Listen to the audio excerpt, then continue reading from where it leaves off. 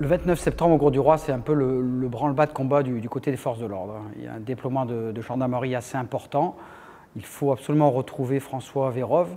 C'est une personne qui habite la Grande Motte et qui a disparu. Ses proches ont expliqué qu'il ne donnait plus de nouvelles depuis le lundi. Et en fait, la piste va mener les enquêteurs jusqu'à un appartement du Grau-du-Roi où le disparu, un quinquagénaire, a loué une petite maison en Airbnb. Là, le déploiement de gendarmes se fait de plus en plus pressant. Grâce à son téléphone portable, ils arrivent à borner, à savoir à peu près où il se situe. Et quand il passe par la fenêtre de la maison qui est fermée, ils retrouvent le corps inanimé d'un homme. Très vite, ils comprennent que c'est effectivement François Vérove. Et là où l'affaire prend une tournure exceptionnelle, c'est que non loin du corps, il y a cette fameuse lettre, une lettre d'adieu, où cet homme veut s'accuser de crime, expliquer qu'il a tué des gens, qu'il a fait du mal, il s'excuse auprès de sa femme. Toute une série de dates qui sont également données. Et très vite, l'information va circuler qu'il peut s'agir du fameux grêlé, un tueur en série qui est recherché depuis 35 ans.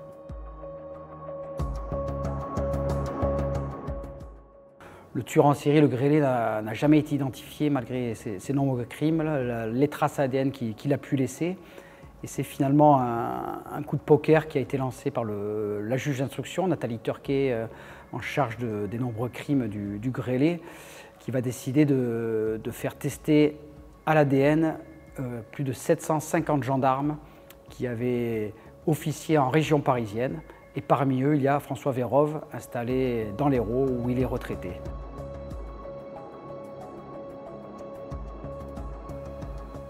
Le 24 septembre, la police judiciaire de Montpellier adresse une convocation à François Vérove. C'est un de ces anciens gendarmes qui a travaillé en région parisienne. L'idée est qu'il puisse venir au commissariat le 29 septembre pour un interrogatoire de formalité et surtout un prélèvement ADN pour voir si ces empreintes peuvent correspondre à celui qui met en échec la police depuis 35 ans. Voilà où on en est à ce moment-là. Donc, on comprend tout de suite, en tout cas les enquêteurs comprennent au moment où celui-ci finalement ne s'est pas rendu à la convocation, à partir du moment où il y a cette lettre retrouvée près de son corps, qu'il y a de grandes chances que cet individu qui fuit la police, cet individu qui s'est suicidé, peut être le fameux tueur en série, peut être le grêlé. Quelques heures plus tard, nous sommes jeudi 30 septembre, les vérifications ADN ont été faites et c'est en cours de soirée, peu avant minuit, qu'on apprend qu'effectivement, comme on dit dans le jargon, ça match, c'est bien François Vérove et bien le grêlé, et bien ce tueur en série sanguinaire qui a sévi dans les années 80 et 90.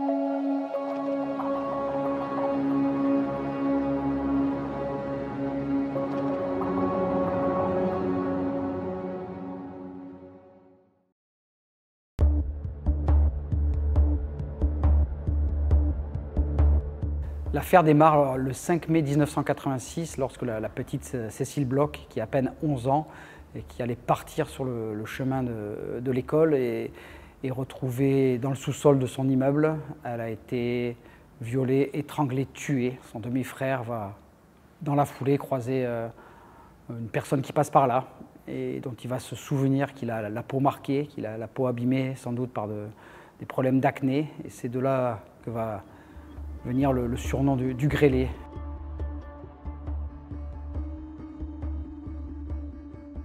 Très vite, les enquêteurs de la police judiciaire font le lien avec un viol qui avait eu lieu précédemment, un mois plus tôt. Là encore, c'est une jeune fillette qui a été abusée, mais laissée vivante. Et au fil des années, au fil des mois, il va y avoir d'autres séries de faits qui vont pouvoir être rattachés à ce tueur en série, surnommé le grêlé, suite à plusieurs témoignages faisant état d'un homme au visage marqué, un homme qui peut aussi montrer une carte de police pour embarquer ses futures victimes. Et entre 1986 et 1994, c'est un terrible bilan puisqu'il serait au moins sur 4 meurtres et 6 viols avérés, attestés par les empreintes ADN laissées par le meurtrier sur les lieux des différents crimes. Dans le scénario très ritualisé de ce tueur en série, il y a des détails épouvantables comme le fait que les victimes étaient étouffées, les victimes pouvaient être attachées et puis parfois torturé. Il aurait même laissé agoniser un membre d'Air France qui était avec sa jeune fille au père. Les deux ont été retrouvés morts, attachés, tués. On est vraiment sur des scènes d'une perversion vraiment terrible.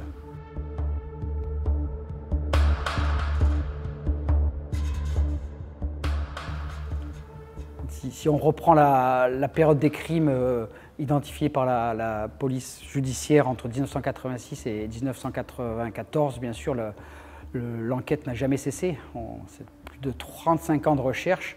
Il faut savoir que pendant des années, l'ADN n'était pas encore la reine des preuves et les techniques d'identification n'étaient pas mises en avant. Il a fallu attendre le début des années 2000 pour que vraiment on s'intéresse à cette preuve scientifique. Donc il y avait des portraits robots, du grêlé, il y avait du porte-à-porte, on recherchait des témoins, on se demandait si ce n'était pas des gendarmes, il y a eu des auditions, beaucoup d'actes d'enquête, mais rien, absolument rien. Le fameux grêlé réussissait à échapper à toutes les mailles du filet sans qu'on ait le moindre indice. Et ainsi, François Vérove a pu mener une autre vie, une sorte de reconversion.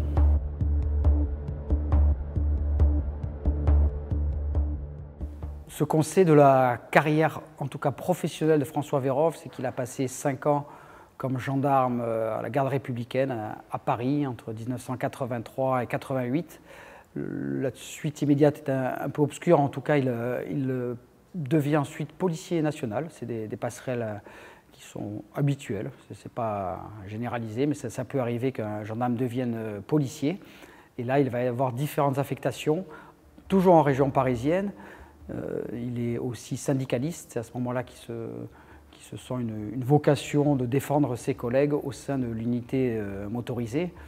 Et à ce propos-là, on a eu des témoignages assez forts d'un de ses anciens collègues en 1995 qu'il a côtoyé, qui parle d'une personne à la fois tout à fait normale, plutôt timide, réservée, qui parlait beaucoup de travail, très investi, mais qui avait aussi des stigmates très marqués, c'est-à-dire qu'il pouvait avoir des crises où il devenait tout livide, il devenait tétanisé, il avait un peu d'écume aux lèvres, il était vraiment dans des états pas bien du tout. Et François Vérove expliquait alors à l'époque qu'il était sous antidépresseurs et qu'il avait des problèmes de dépression.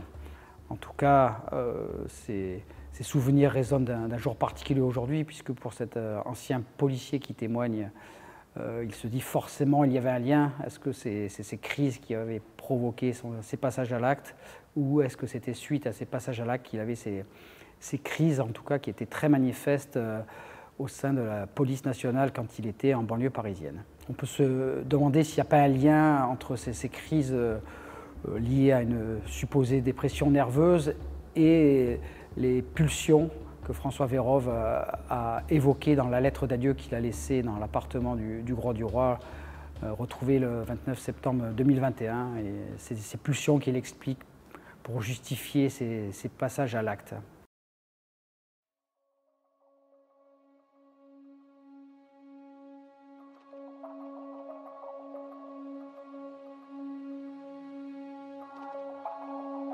De ce qu'on a pu retracer du parcours de François Vérove, qui, rappelons-le, s'est aussi entre-temps marié, il a eu 2 enfants, c'est qu'il va être muté, affecté dans le sud de la France. Il commence par les Bouches-du-Rhône pour prendre du grade, et il est toujours dans une unité de motards. Il va y passer de l'année 2000 à l'année 2007, il fait un détour notamment aussi par Martigues, et puis il est affecté en 2007-2008 au commissariat central de Montpellier, à la brigade motorisée. Et là, beaucoup d'anciens policiers se souviennent de lui et dressent un portrait plutôt sympathique, jovial, un bon camarade de travail qui n'avait rien à se reprocher, qui ne faisait pas parler de lui, sans avoir jamais aucun problème avec personne. Quand on apprend cette nouvelle concernant François Vérove, il est difficile de rester sur l'idée de l'homme qu'il était. Je me souviens très exactement du moment où on m'annonce que François Vérove peut être dans un premier temps le grêlé, puisqu'on était encore dans la recherche d'ADN, et François Vérove venait de se suicider. Je l'apprends comme ça, je reçois de la part d'un de mes collègues qui le connaissait relativement bien du travail, me fait savoir que François Vérove peut être le grêlé. Et à ce moment-là, je crois que la réaction a été la même de la part de mes collègues qui l'ont connu. À ce moment-là, on n'y croit pas. C'est-à-dire que moi, ma réaction première, j'étais en réunion de travail, c'était en fin de journée, je renvoie un texto et je dis, mais c'est notre François Vérove. Alors quand je dis notre, ce n'est pas dans le terme notre ami, mais la police est une famille et c'est notre collègue, en gros, ce que je voulais dire, et on me confirme oui. C'est-à-dire que, vous voyez, même à ce moment-là, on n'a pas envie d'accepter cette éventualité parce qu'on attendait juste la confirmation de l'ADN. À partir du moment où je comprends, où on m'explique qu'il est convoqué, qu'il doit s'expliquer, en tout cas accepter qu'on prélève son ADN et qu'il se suicide peu de temps après, on n'a eu que la confirmation par la suite que c'était le grêlé. C'est très dur parce que, je vous dis, on reste, c'est glaçant. C'est-à-dire que d'un coup, on est là, on se rappelle de l'homme, et puis on réalise que cet homme-là est un monstre. Donc c'est difficile, quand on côtoie quelqu'un, de découvrir que c'est un autre homme. Des témoignages qu'on a pu récolter au sein des anciens du commissariat central, François Vérove est quelqu'un de plutôt sympathique, qui a la banane, comme ils disent. Il avait toujours la banane et une espèce de sourire un peu crispé, figé, ce qui lui a valu le surnom de Fernandel. Ça peut paraître étrange, étonnant, mais en tout cas, c'était le surnom qui lui avait été donné par une partie de ses collègues. J'ai rencontré François Vérove dans un cadre professionnel, uniquement professionnel. C'est-à-dire que c'est un garçon qui a été muté à Montpellier en fin 2007, début 2008. Il venait des Bouches-du-Rhône.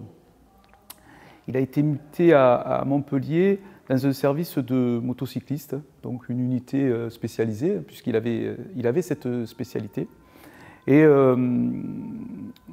il a fonctionné à Montpellier jusqu'en 2011. Donc je l'ai connu pendant ces 3 années-là, physiquement, je le croisais régulièrement. Il était dans un cadre aussi syndical, parce que moi j'étais déjà détaché syndical, je n'avais que cette fonction, mais lui il avait sa fonction de motard et sa casquette, on va dire, dans notre jargon, de syndicaliste. Mais il était, entre guillemets, adversaire, mais ça ne nous empêchait pas d'avoir une relation assez cordiale. Voilà. Et après, la relation, elle a perduré parce qu'en 2011, il s'est blessé en service, en fait. En tout cas, c'était considéré un service, puisqu'il partait de son travail pour se rendre à son domicile. Il s'est blessé sur une moto. Non pas de travail mais personnel, et ça l'a éloigné des services, et dans la continuité il est parti à la retraite. Et dans ce cadre-là, il s'était retourné vers moi, il m'appelait régulièrement pour avoir un suivi sur son dossier médical. Voilà comment je l'ai connu, et à Montpellier, mais pas en dehors de ce circuit en tout cas. Cet accident de moto va là encore changer sa vie. Pourquoi? Parce que suite à une intervention chirurgicale, il va attraper un staphylocoque doré, ce qui va entraîner des complications et ce qui va mettre finalement un terme à sa carrière de policier, puisqu'après des arrêts maladie, après une longue convalescence, finalement il va prendre sa retraite, le laissant un peu aigri, mais il ne redeviendra plus jamais policier et il va commencer là encore une autre vie du côté de Prades-le-Lez.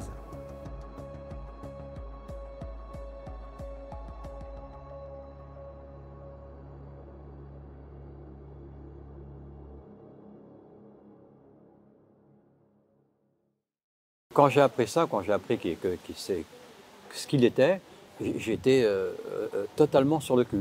C'était ouais, sidéré. Parce que jamais je l'aurais imaginé. Et pour vous dire jusqu'à quel point ça paraît troublant, je suis psychologue de formation. Je l'ai vu en moyenne 1 fois par semaine pendant 5 ans. Franchement, j'ai rien vu. Et je crois que personne n'a rien vu. Le cadre dans lequel j'ai connu François Vérove, c'est que j'étais correspondant du Midi Libre pour la commune de Prades-le-Lez. Je ne me souviens plus des dates exactes, mais c'était à peu près entre 2014-2015 et 2018-2019. Donc en fait, ça recouvrait la période au cours de laquelle François Vérove a fait partie de l'équipe de la majorité municipale, même s'il n'était pas conseiller municipal.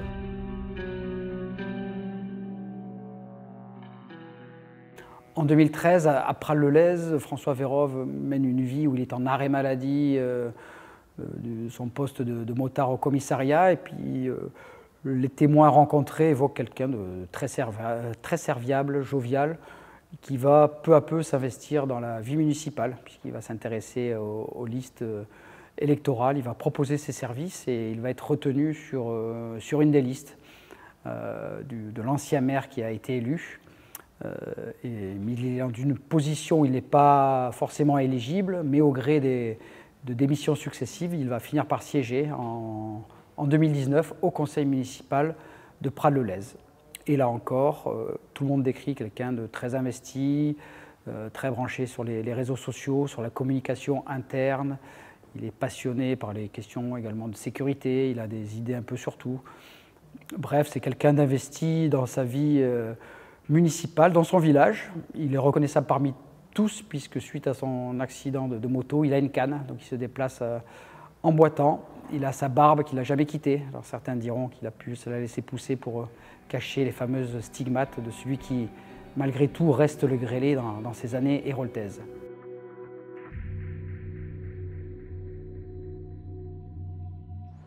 Alors, la première fois que j'ai repéré, façon de parler, c'est parce qu'il a acheté un terrain à Prades, il a construit une maison.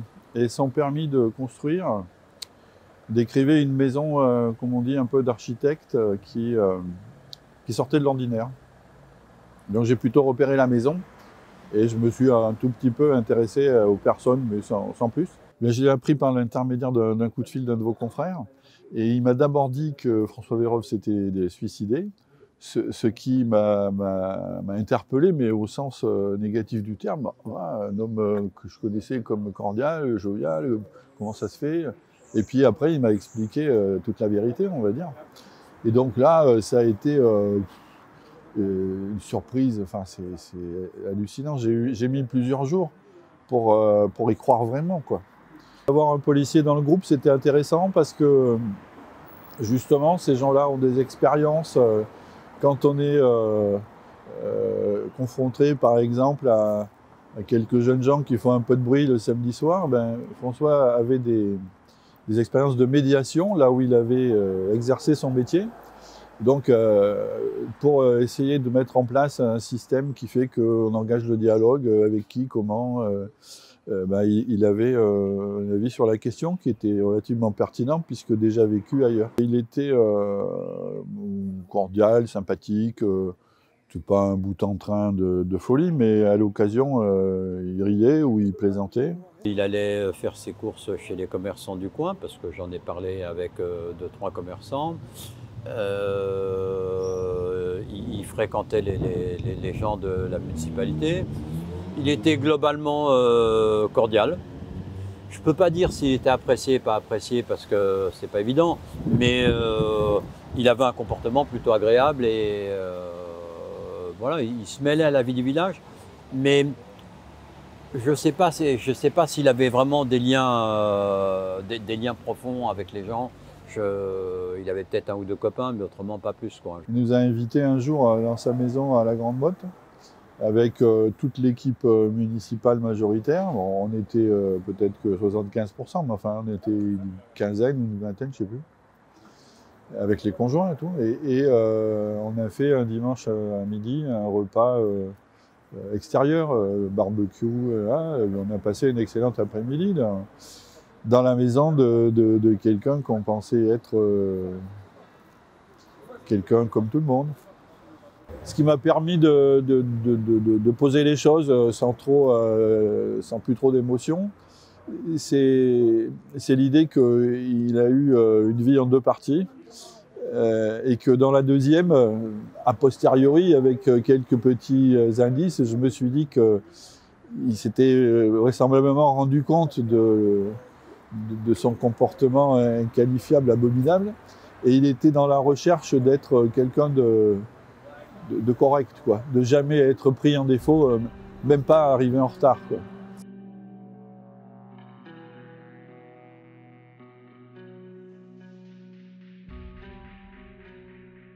François Vérove, professionnellement, il était, on va dire, respecté. On le considérait. Alors ça, j'avais eu ce retour dans les Bouches-du-Rhône où il a exercé aussi en dehors de ce service spécialisé des motos. Il a servi les polices secours à Port-Saint-Louis-du-Rhône. Là, il était considéré comme un collègue de travail agréable, assez psychorigide, mais ça, c'était les retours de la population, parce que c'était une petite ville, tout le monde se connaissait. Il avait tendance à se montrer assez sévère à l'endroit des personnes qui étaient en infraction. Mais sinon, à Montpellier, il était respecté par sa hiérarchie. Sa hiérarchie lui faisait très confiance. Lui, il était, on va dire, très, très proche de cette hiérarchie. Il était également proche de ses collègues, bienveillant pour ses collègues, régulièrement de bonne humeur. Souvent de bonne humeur d'ailleurs. Donc, on va dire, le policier passe partout, hein, sans plus ni moins. Assez secret parce qu'on ne connaissait pas grand-chose de sa vie privée.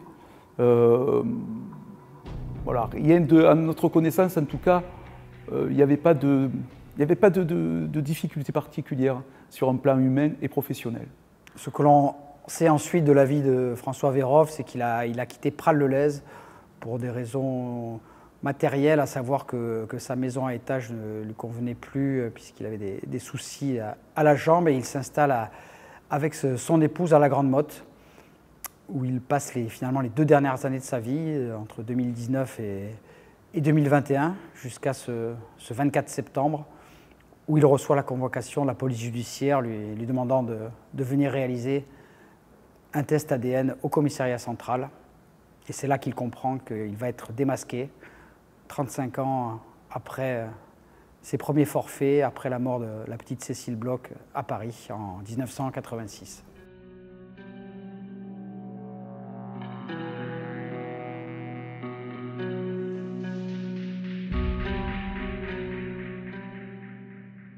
En se suicidant, François Vérove a emporté avec lui une grande partie de ses secrets, puisque si dans la lettre il reconnaît avoir tué des gens, s'il sait qu'il va être identifié comme le grêlé, on ne sait pas quelle est la part des autres crimes qu'il a commis et qu'il n'a pas avoués. La question principale que tout le monde se pose, à Prades-le-Lez, à la Grande Motte, à Montpellier, tous ceux qui l'ont côtoyé, tous ceux qui tombent de l'armoire, c'est le mot qui revient très souvent, de ce voisin, ce collègue insoupçonnable, très gentil, jovial, qui n'avait jamais parlé de lui. La question, c'est est-ce qu'il a tué, est-ce qu'il a violé d'autres personnes, est-ce qu'il s'est arrêté, comme il le dit dans sa lettre en 1997, de sévir, ou est-ce qu'il y a encore des crimes non élucidés? Est-ce qu'on va tomber sur des affaires commises dans notre région ou ailleurs? Est-ce que le grêlé a frappé pendant toutes ces années où il était recherché, ou est-ce que, comme il le dit, il s'en est tenu un bilan qui reste, quoi qu'il en soit, extrêmement lourd, de 4 meurtres et 6 viols, ce qui en fait un des pires tueurs en série français, avec cette particularité assez unique, c'est qu'il était totalement intégré socialement et que rien ne laissait présager qu'il avait ce profil-là. Dans l'affaire du grêlé, ce qui est très particulier, c'est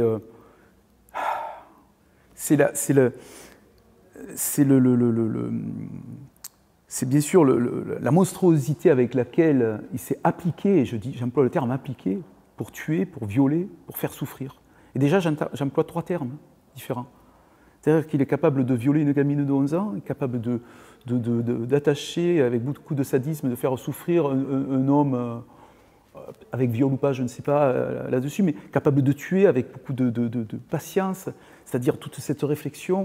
On sent une pulsion maîtrisée, c'est incroyable. Alors je ne sais pas si j'emploie le bon terme, on va dire médical, hein, puisque c'est un grand malade, quoi. Et donc le tout réuni, des enfants, des adultes, on viole, on tue, on fait souffrir, on brûle, on étrangle, on fait durer le plaisir, son plaisir. Ça fait beaucoup pour un seul homme, finalement, parce que vous avez les violeurs en série, vous avez les tueurs en série, vous avez les... Voilà. Mais là, on a tous les ingrédients chez la même personne. Ça fait beaucoup. Il écrit une lettre, il explique que depuis 1997, il n'a plus commis de crimes et délits. Il n'y a aucune raison de s'appuyer sur son écrit, il peut très bien en avoir commis d'autres par la suite. À partir du moment où on a quelqu'un d'aussi déséquilibré, il peut nous écrire n'importe quoi. Il y a forcément des zones d'ombre, puisque nous, à notre connaissance, c'est 1994, le dernier crime qu'on retient, et puis lui, il parle de 97, donc il y a encore des recherches, et puis les enquêteurs vont continuer. Et d'ailleurs, vous imaginez, en 35 ans, comme on a évolué, c'est le juge qui a été remarquable, Nathalie Turquet, qui a décidé à ce moment-là d'enquêter autour des gendarmes qui étaient en poste à l'époque à Paris. Donc c'est 750 gendarmes qui ont été approchés. C'est quand même un travail de fourmi. Mais ce travail de fourmi, ce travail minutieux qui évolue en fonction de de nos possibilités, hein, la technique n'était pas la même il y a 35 ans, eh bien, elle va continuer. Et puis on va continuer à rechercher, on ne s'arrête pas à son courrier. Voilà, alors nous espérons évidemment que ça se limite à ces déclarations écrites, les crimes qu'il a commis, mais aujourd'hui, rien ne nous laisse penser qu'il n'y a que cela, il y en a peut-être d'autres. Il n'y aura pas de procès ou de poursuite contre le grêlé, contre François Vérove, puisque l'action publique est éteinte de par son décès. Pour autant, la police judiciaire va continuer ses investigations et va même les reprendre de A à Z, puisqu'il va falloir étudier toute la vie de François Vérove, de sa naissance en 1962 à Gravelines dans le Nord, jusqu'à sa disparition au Grau-du-Roi en septembre 2021, pour savoir s'il y a eu d'autres faits, d'autres victimes de ce tueur en série qui a été découvert 35 ans après.